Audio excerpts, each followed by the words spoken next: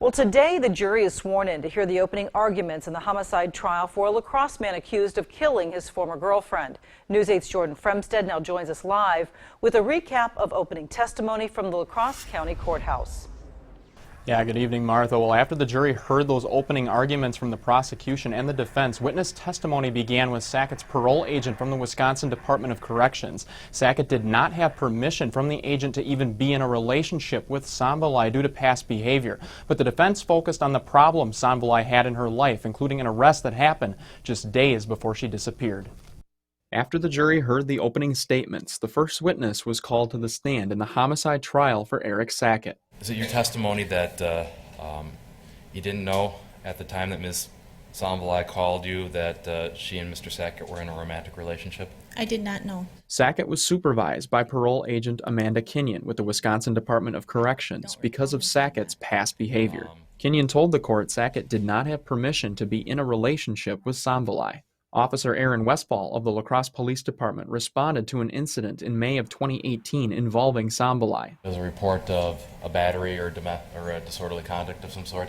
Yes, it was. Somvilai was arrested on a separate incident on May 31st at her home by Officer Westfall. You noted in your recorded interview with Mr. Bushek that you believed Erin to be under the influence of something. Is that correct? I did, yes. And that was your impression of Ms. Somvilai when you arrested her on May 31st? Yes.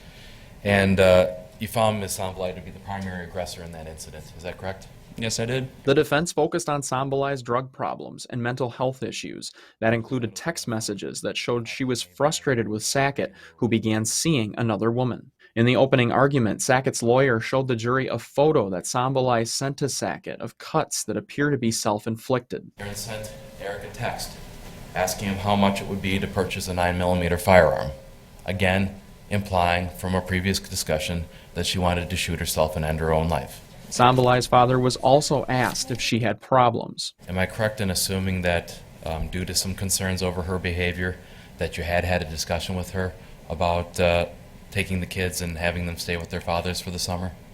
Correct. In spite of the defense's arguments, the prosecution reminded the jury Sackett had not been truthful about where he was that Sunday night. And what do the circles represent?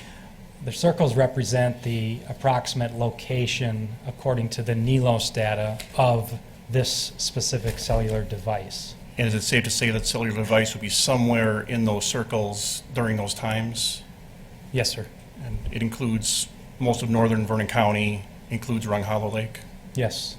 Would it have helped the investigation to know that Erin was at Rung Hollow Lake on Sunday with Erik Sackett?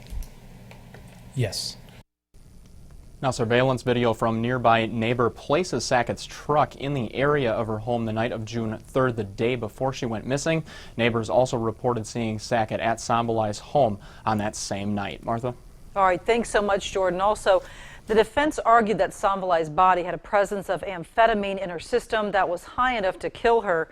However, the pathologist who performed the autopsy says in the report that Somvilai had been prescribed medication consistent with what was found in her body, and he did not believe it was a factor in her death.